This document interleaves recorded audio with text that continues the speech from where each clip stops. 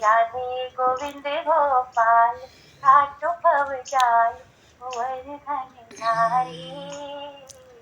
मैं आई शरण तिहारी, मैं आई शरण तिहारी। गणिका तारी अहिल्या तारी, गणिका तारी अहिल्या तारी। और तारे तुमने बहु नर और नारी। अब कहाँ चुप कर बैठे हो ये गिरधारी। मैं आई शरण तिहारी, मैं आई शरण तिहारी। चरणों में शीश झुकाती हूँ और सविनय विनय सुनाती हूँ। कर देना भक्ति नैया पार हमारी।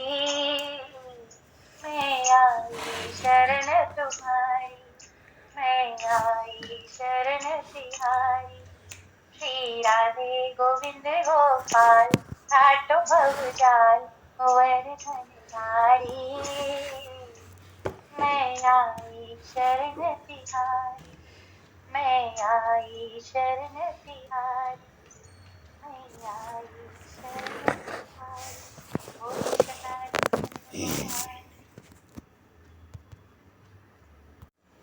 बोल बोल श्री राधे पर कृष्णचंद्र भगवान की जय। श्यावर रामचंद्र भगवान की जय। श्री गौरी शंकर भगवान की जय।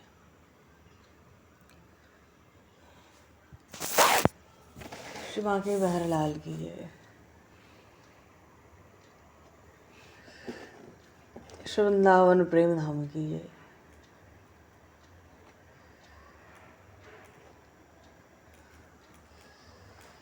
सब संतन की जय, सब भक्तन की जय, समस्त वैष्णवन की जय, समस्त पूर्वाचार्य चरणन की जय, समस्त संप्रदाचार्यन की जय। श्री सदगुरुदेव भगवान की जय। गंगा मैया की जय, जमुना मैया की जय, सरजू मैया की जय, गौ माता की जय, तुलसी माता की जय, पृथ्वी माता की जय, गायत्री महारानी की जय। जय जय श्री सीताराम, जय जय श्री राधे श्याम, नमः पार्वती पते, हर हर महादेव। अनंत कोटि ब्रह्मांड नायक, सर्वेश्वर, पूर्ण ब्रह्म ब्रह्म, असंख्य कल्याण गुणगण निलय, भक्तवांक्षा कल्पतरु,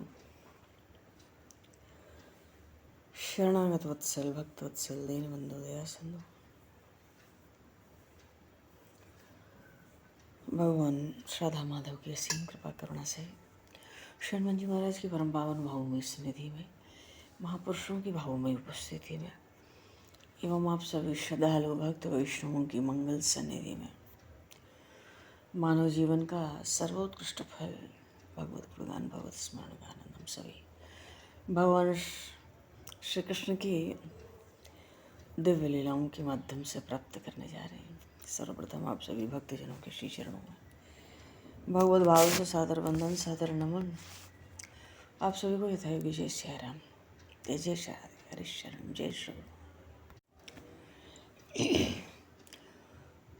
वंशी विभूषितकरान्नवनीरदाभात् पीताम्बरादरुणबम्बफलाधरोष्ठात्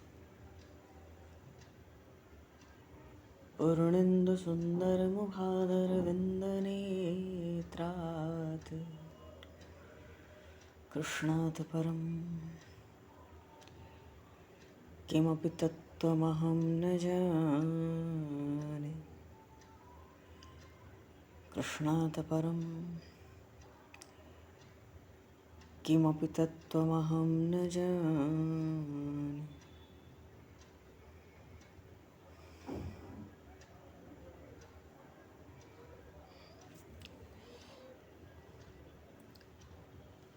भगवान श्री कृष्ण ने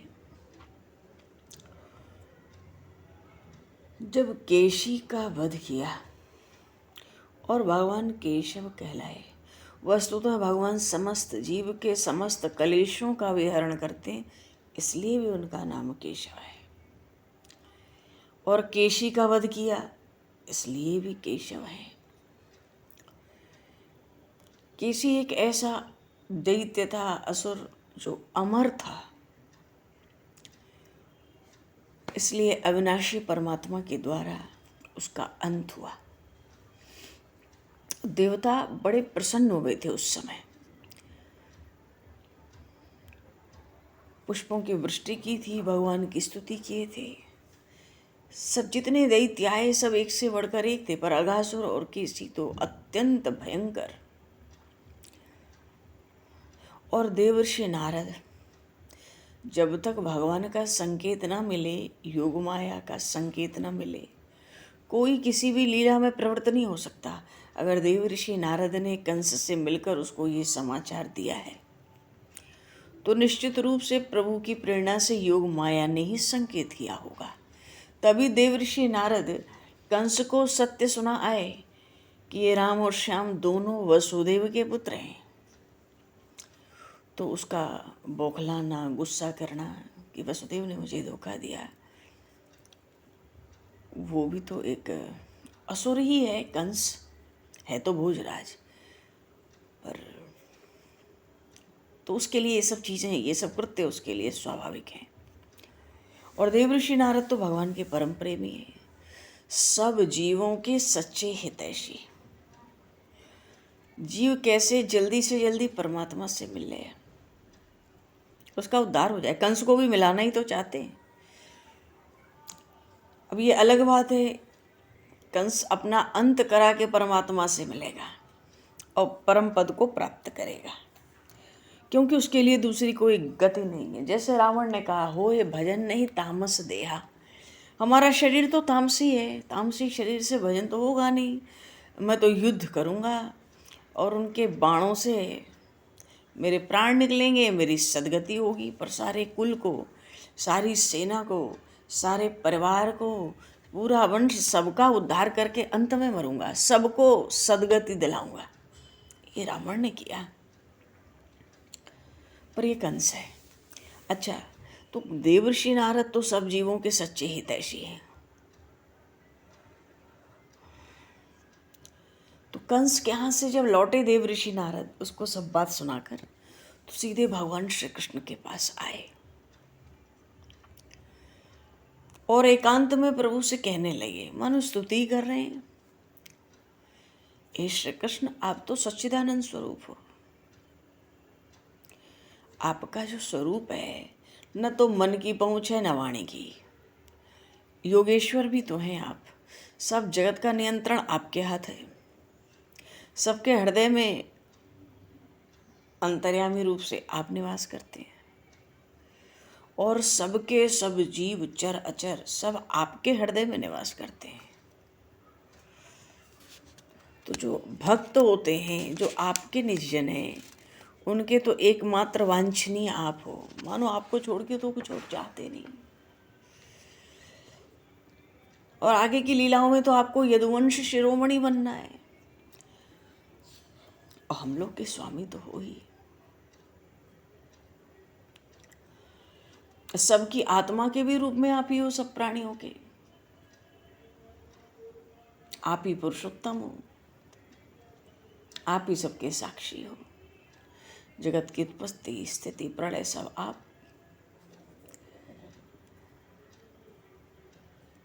और आपको तो किसी की आवश्यकता नहीं है। भगवान ने विभाग बनाए और बांट दिए, पर भगवान ने, वेद कहते हैं, भगवान ने जब सृष्टि की रचना की, किसी की सहायता नहीं ली है। और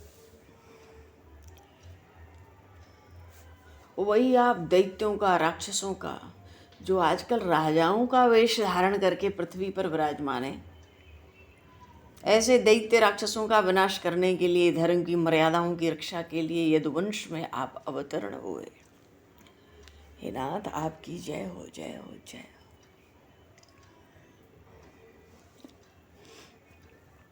अब राजाओं के रूप में दैत्य असुर ही तो हैं। कंस भी तो एक असुर ही है। अरे अभी तो बहुत हैं, एक से बढ़कर एक। खेल खेल में घोड़े के रूप में आया, केसी दैत्य को मार डाला आपने। नहीं तो इसकी हिनहाट सुन के तो डर के देवता लोग अपना स्वर्ग छोड़कर भाग आया करते थे। पर प्रभु अब तो मैं परसों आपके हाथों चाड़ूर, मुष्टिक, दूसरे पहलवान, कोलिया पीड़ हाथी और स्वयं कंस को भी मरते देखूंगा। मैं ये सौभाग्य प्राप्त करूंगा। और फिर तो शंखासुर, काल यवन, नरकासुर, फिर स्वर्ग से कल्प वृक्ष भी उखाड़ने जाएंगे। और ज़्यादा इंद्र उस समय ची चपड़ करेगा तो उसको आप मजा भी चखाएंगे।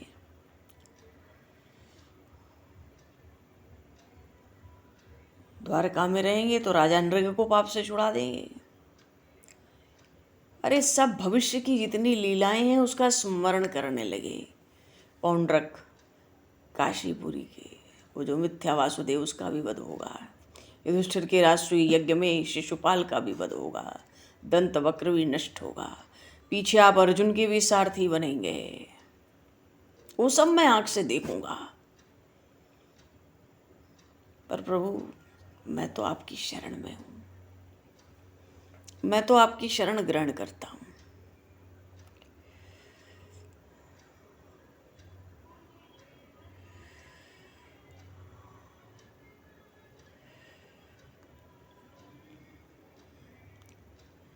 भगवान ने जिसको जिसको मारा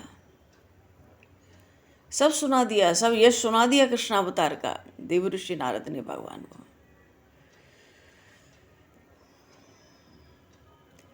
व्योमासुर को तो गला घोंट के आपने मार दिया। कोई साधारण था वो व्योमासुर? देवता लोग विमानों पर चढ़कर भगवान की लीलाओं का दर्शन करते हैं। गिरिराज धारण कर लिया। बड़े बड़े देवता भगवान की स्तुति करते हैं अवसर ले लेकर। ग्वाल वालों के आनंद का तो पूछना ही नहीं है।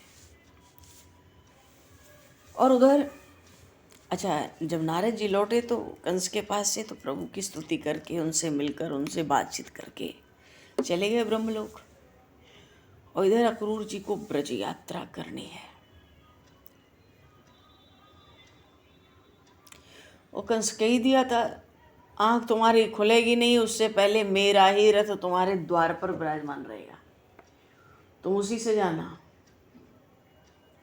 हाँ, खूब स्वागत करके ले आओ, मेरा बड़ा प्रेम का निमंत्रण देना। अच्छा भाई। अरे अक्रूर जी महामती हैं। रात तो बीती मधुपुरी में। मथुरा का प्राचीन नाम है मधुपुरी। एक बार श्री रामानंदाचार्य जी भगवान के जो 12 महाभागवत शिष्य थे, वैसे तो 84 विरक्त थे, पर उसमें भी 12 महाभागवत, इन सब ने अवतार लिया। विधि नारद शंकर सनकादिक कपिल देव मनुभूप नर हरिदास जनक भीषम बलि शुकमुनि धर्म स्वरूप। धर्मराज के ही तो अंश हैं रैदास जी महाराज, प्रहलाद जी के अंश हैं कबीर जी महाराज, पीपा जी तो साक्षात मनु जी ही हैं। कहने का भाव है कि 12 महाभागवत जो भागवत में आए, जो सृष्टि में हैं, ये सब भगवान श्री रामानंदाचार्य जी महाराज के शिष्य होकर प्रकट हुए। उसमें एक थे सुखानंद जी, उनका नाम था सुखानंद जी। बड़ा साधन भजन तप योग सब कुछ था उनके पास, सब विरक्त महात्मा थे। एक बार द्वारिका गए थे भगवान के दर्शन के लिए, तो उन द्वारिका नाथ का दर्शन किया। बोलिए श्री द्वारिकाधीश भगवान की। और उनका मन उतना नहीं माना, ऐसा प्रभु से कह उठे, मधुपुरी क्यों न चलो श्याम। हे श्याम, आप मथुरा क्यों नहीं चलते? कहाँ यहाँ राजसी ठाट बाट में पड़े हो, ब्रज में चलो। मधुपुरी क्यों न चलो श्याम। और जैसे ही सुखानंद जी वहां से चले, ठाकुर जी द्वारिकाधीश पीछे पीछे चल पड़े, आ गए। ऐसे भगवान भक्तों के प्रेम के, उनके हृदय के भावों के कितना अधीन रहते। अच्छा, यहाँ महामती अक्रूर जी सुबह हुई, रथ पर सवार हुए, नंद बाबा के ब्रज की ओर चल पड़े। आज तो कुछ भी कहो, अक्रूर जी परम भाग्यवान हैं, महाभाग्यवान हैं,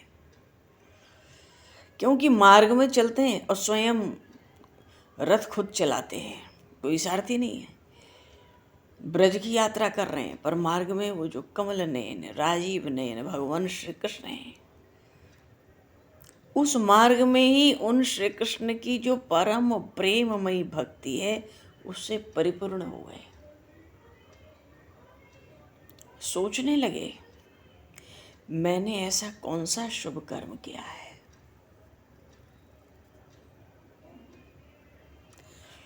मैंने ऐसी कौन सी श्रेष्ठ तपस्या की है,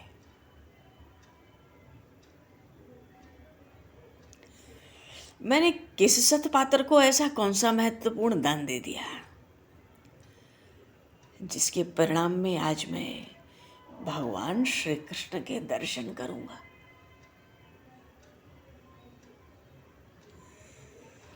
मैं तो बड़ा विषयी हूं, राजसी हूं।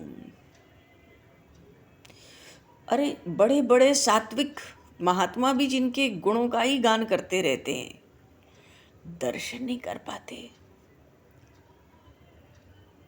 उन भगवान के दर्शन मेरे लिए तो अत्यंत दुर्लभ है। जैसे कोई शूद्र कुल का बालक हो और वो वेदों का कीर्तन करना चाहे, पर दूसरी ओर ये भी सोचते हैं, नहीं नहीं, मुझ अधम को भगवान श्री कृष्ण के दर्शन अवश्य हो जाएंगे, अवश्य होंगे। जैसे नदी में कोई तिनका बहता है, कभी कभी इस पार से उस पार लग जाता है, वैसे ही समय के प्रवाह से भी कहीं कोई भी इस संसार सागर को पार कर सकता है। पर कुछ भी हो, अक्रूर जी विचारते हैं, आज अवश्य ही, आज मेरे सारे अशुभ नष्ट हो गए हैं, मेरा जन्म सफल हो गया। क्यों? आज नमस्कार करूंगा किसको? भगवान के उन चरण कमलों में, जो बड़े बड़े योगी यतियों के भी केवल ध्यान के ही विषय हैं, दर्शन नहीं होता। क्या कहूँ, कंस ने तो आज मेरे ऊपर बहुत बड़ी ही कृपा की है।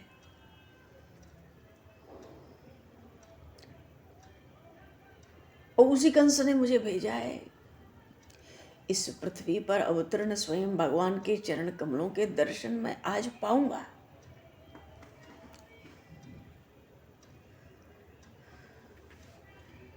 और भगवान के जो चरण कमलों में जो नखमणि चंद्रिका है भगवान की, उसकी कांति का ध्यान करके पहले के युगों के बड़े बड़े ऋषि महर्षि अपने अपार अज्ञान के अंधकार से पार निकल चुके हैं उस प्रकाश के कारण। और फिर वही भगवान तो प्रत्यक्ष अवतार ग्रहण करके प्रकट हुए हैं।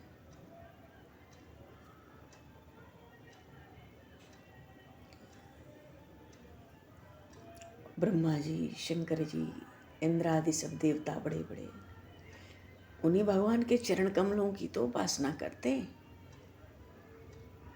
और स्वयं भगवती लक्ष्मी एक क्षण के लिए भी जिनकी सेवा नहीं छोड़ती। अजी प्रेमी भक्तों के साथ साथ बड़े बड़े ज्ञानी भी जिनकी आराधना में लगे रहते हैं।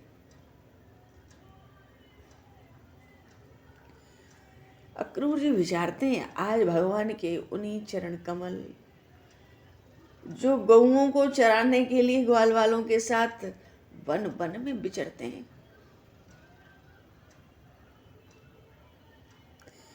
मैं उन चरणों का आज दर्शन करूंगा।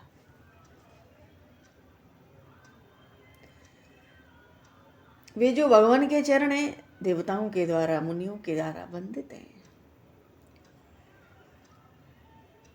और उन्हीं चरण कमलों को ये गोपियां अपने हृदय पर धारण करती है। उनके श्रीअंग में केसर लग जाता है। मैं तो अवश्य अवश्य आज उनका दर्शन पाऊंगा। और भगवान के कपोल मरकत मणि के समान।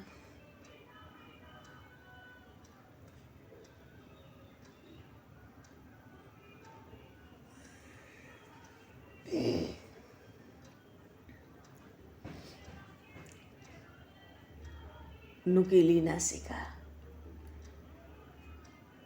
होठों पर मंद मंद मुस्कान।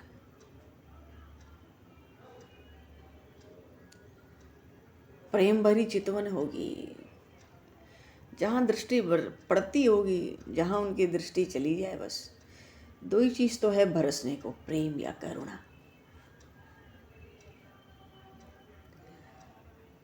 अब प्रेम भरी चितवन तो वही ब्रज वृंदावन में है।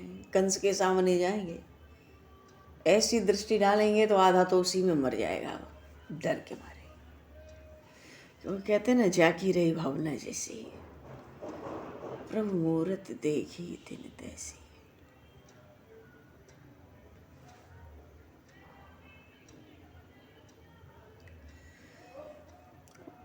कमल से भी कोमल, लाल लाल विशाल नेत्र, घुंघराली अलके। मैं तो प्रेम और मुक्ति के जो परमदानी भगवान श्री मुकुंद हैं, उनके मुख कमल का आज अवश्य अवश्य दर्शन करूंगा।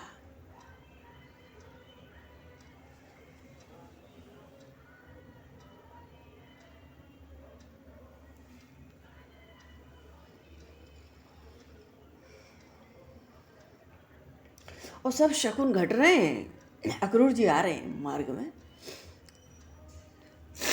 सब शकुन घट रहे हैं। उनको मालूम पड़ता है अवश्य दर्शन होगा, आज मैं आनंदित होऊंगा। और वो भगवान पृथ्वी का भार उतारने के लिए स्वेच्छा से मनुष्य जैसी लीला कर रहे हैं। संपूर्ण सौंदर्य के धाम है। हाँ, मानो सौंदर्य की मूर्तिमान निधि। आज मुझे उनका दर्शन होगा।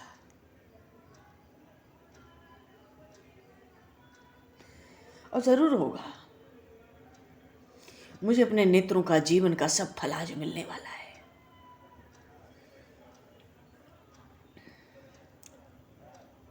उनके दर्शन से ही सब पापों का नाश हो जाता है। उनके गुण बड़े मंगलमय हैं। उनके कर्म, उनके जन्म की लीलाएं, बड़े बड़े महापुरुषों के वाणी उन्हीं के गुणों का दिन रात गान करती है।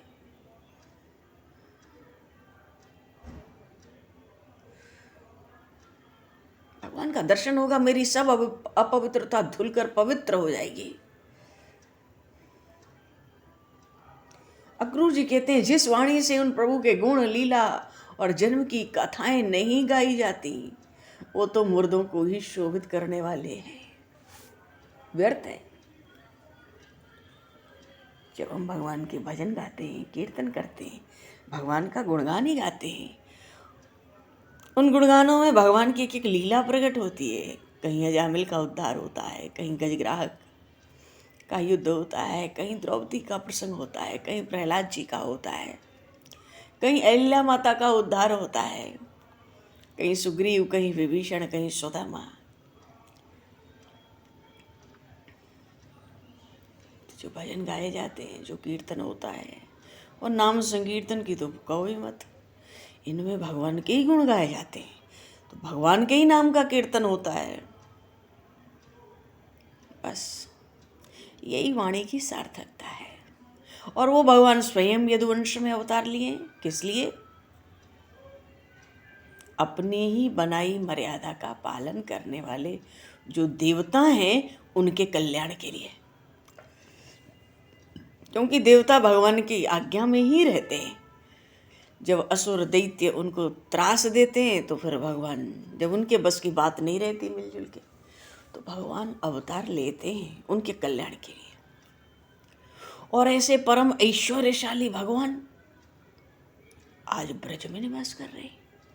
खुले चरण निवास कर रहे हैं, गैया चरा रहे हैं, वहीं से अपने यश का विस्तार कर रहे हैं। नहीं तो ऐसे भयंकर असुर दैत्यों राक्षसों को खेल खेल में चुटकियों में ही मसल डालते हैं किसी कोने में, और खेल नहीं रुकता। खेल तो आनंद से चलता है। बड़ी बड़ी लीलाएं कर रहे हैं, वो रहस्य तो कोई नहीं जानता, पर कुछ देवता दर्शन कर पाते हैं। सुरेंद्र, मुनिंद्र, योगिंद्र कहीं कहीं स्तुति करते रहते हैं, जिसको जितने अंश में लीला समझ आती है।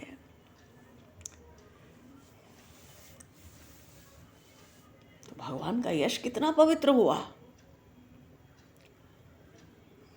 और देवता लोग भी भगवान का जो सब मंगलमय यश है उसको गाते रहते हैं। बड़े बड़े संतों भक्तों के ही नहीं, बड़े बड़े लोकपालों के भी एकमात्र आश्रय भगवान है। आश्रय का अर्थ है सबको भगवान का ही भरोसा है, उन्हीं की गति है, वो ही सबकी अंतिम गति है, अंतिम आश्रय है। और सबके परम गुरु भी तो हैं। कृष्णम वंदे जगत गुरु। और रूप सौंदर्य ऐसा कि तीनों लोक को मोहित कर ले क्षण भर में। अब किसी को नेत्र से भगवान के दर्शन हो जाए तो उस जीव के आनंद और रस की कोई सीमा है, चरम सीमा पे रहेगा। सौंदर्य की अधीश्वरी हैं वो लक्ष्मी जी, उन भगवान को पाने के लिए ललकती रहती हैं। आज मैं उनको अवश्य देखूंगा। आज बड़ी मंगल सुबह है, अच्छे अच्छे शकुन दिख रहे हैं।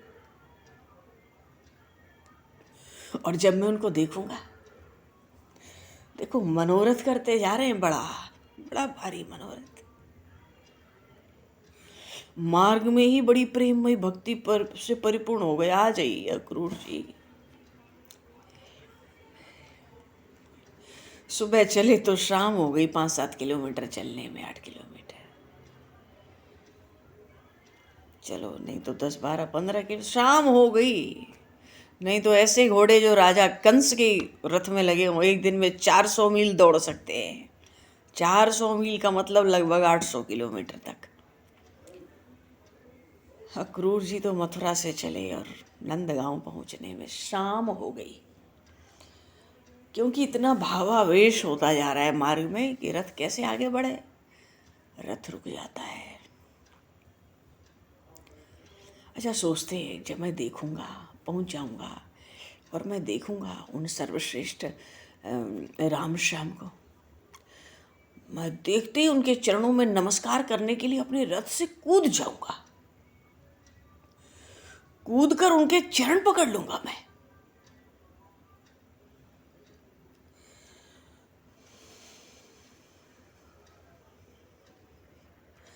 अक्रूर जी विचार करते, फिर उनके चरण कितने दुर्लभ हैं।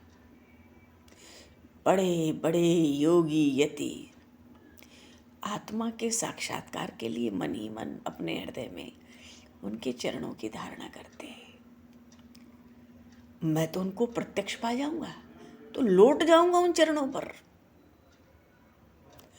उनके जितने बनवासी सखा हैं, एक एक ग्वाल बाल के चरणों में भी वंदना करूंगा।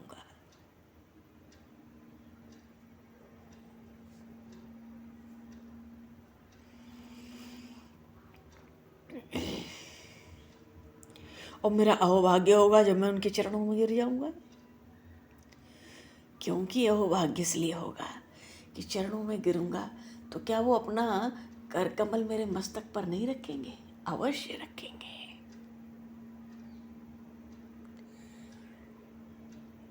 और भगवान के कर कमल तो सदा ही अभय का दान करने वाले हैं। जो जीव काल के सांप से भयभीत है, घबरा रहा है, भगवान की शरण चाहता है और शरण में आ जाता है, भगवान के कर कमल उसको अभय दान देते हैं।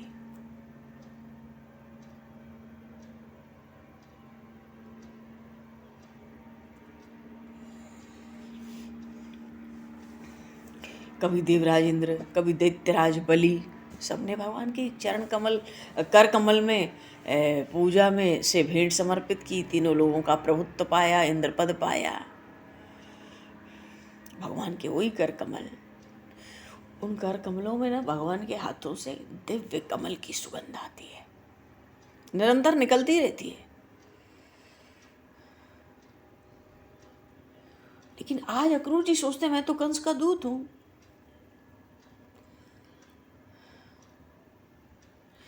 कंस के भेजने से उनके पास जा रहा हूं, कहीं भी मुझे अपना शत्रु न समझ बैठे।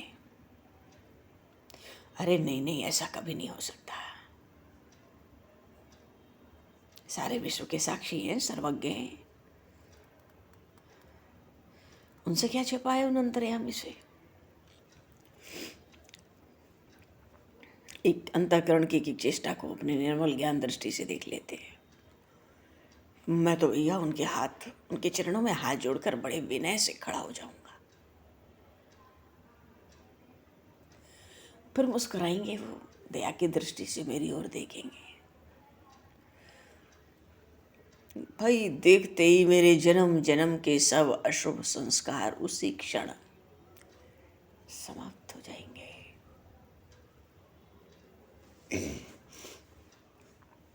फिर तो सदा के लिए परमानंद में मैं मगन हो जाऊंगा। और फिर मैं उनके परिवार का हूं ना, मैं उनके परिवार का भी तो हूं। और फिर भीतर से मैं उनका बड़ा हित चाहता हूं। उनके सिवा मेरा कोई आराध्य देव भी तो नहीं है। फिर तो वो अपनी लंबी लंबी भुजाएं फैला के जरूर मुझे हृदय से लगा लेंगे।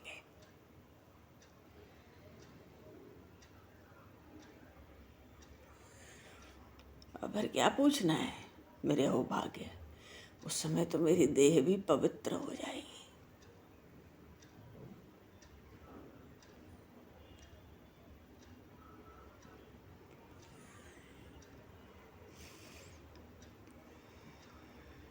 और जब ऐसी पवित्र देह होगी तो दूसरों को भी तो पवित्र कर देगी।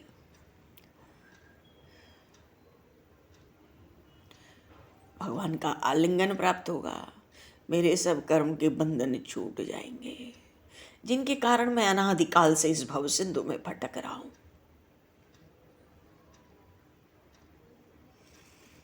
अच्छा, मेरा आलिंगन कर लेंगे, हृदय से लगा लेंगे, मैं हाथ जोड़ के खड़ा रहूंगा।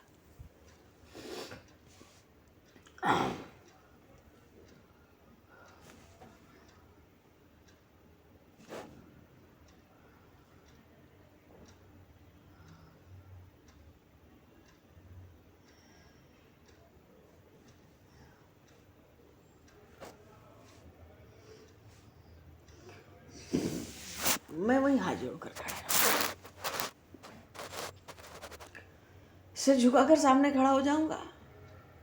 वो मुझे कहेंगे चाचा अक्रूर। अरे उन श्री कृष्ण के मुख से इतना अपने लिए सुनकर तो मेरी सुध बुध चली जाएगी। वो मुझे चाचा अक्रूर कहेंगे, और क्यों ना कहें, ऐसे ही पवित्र और मधुर यश का विस्तार करने के लिए वो तो लीला कर रहे हैं। मेरा जीवन सफल हो जाएगा जिस क्षण उनके मुख से सुनूंगा चाचा अक्रूर। और नहीं तो भैया उनका तो न कोई प्रिय है न अप्रिय है।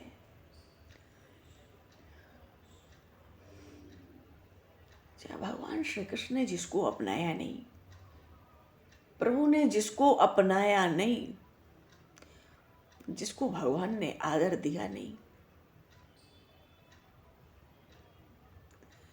अक्रूर जी कहते हैं उस जीव के उस जीवन को, उस जीव के उस जन्म को धिक्कार है।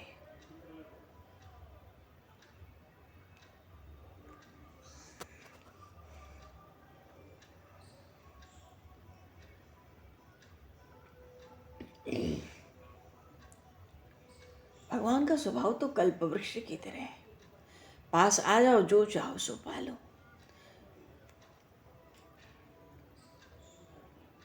ऐसे ही भगवान भी, जो भक्त उनको जिस रूप में जिस भाव से भजता है, वो भी उसी भाव से उससे पूर्ण प्रेम करते हैं।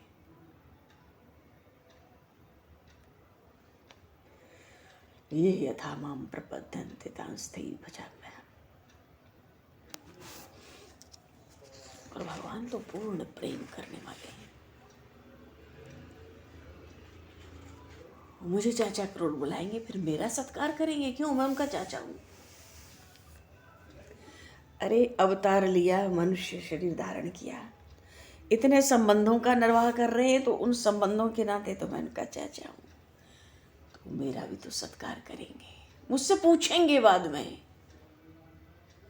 चाचा जी वो कंस हमारे घर वालों के साथ कैसा व्यवहार करता है, आप सुनाओ।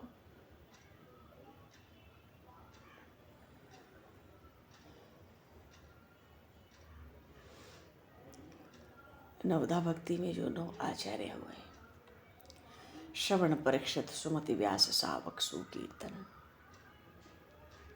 स्मृति, सुमरन, प्रहलाद, जो 9 प्रकार की भक्ति है, श्रवणम, कीर्तनम, विष्णु स्मरणम, पाद सेवनम,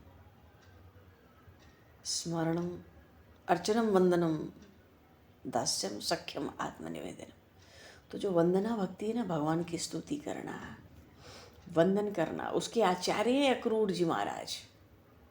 जैसे राजा बलि आत्मनिवेदन भक्ति के आचार्य हैं, जो सब कुछ करके अंत में भगवान को प्रणाम किया जाता है सेवा पूजा के अंत में। मानो वो प्रणाम क्या है? आत्मनिवेदन। भक्त भगवान के श्री चरणों में सर्वस्व अर्पित कर देता है, तन मन धन सारा जीवन। चाहता है भगवान अपने माया का आकर्षण आप हर लो, मुझे प्रेम भक्ति का वरदान दो,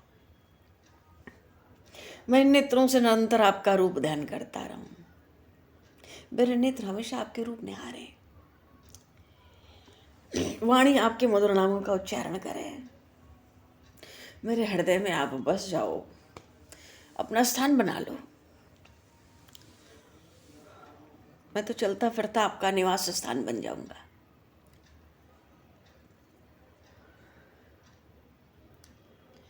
मार्ग में अक्रूर जी चिंतन में डूबे डूबे रथ से आ रहे नंदगांव की ओर। सुबह से शाम हो गई।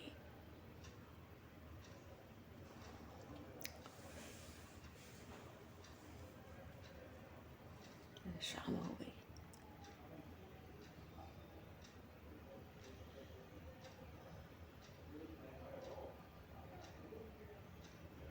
भैया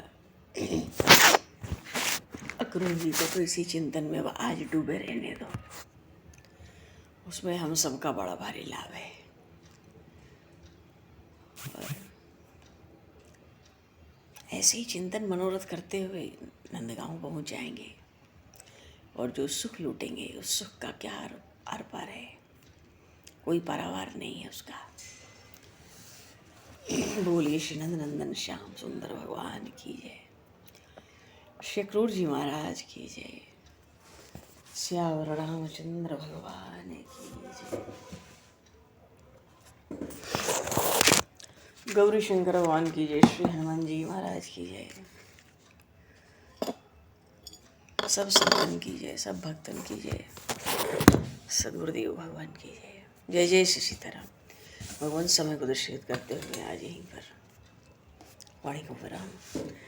वाक्य पुष्पांजलि प्रभु के श्री चरणों में सादर समर्पित, और आप सभी को भी यथा योग्य जय श्री राम, जय जय श्री राधे, हरे शरणम, जय श्री राधे, जय हरि शरणम, जय जय श्री राधे, राधे राधे, जय सिया राम, जय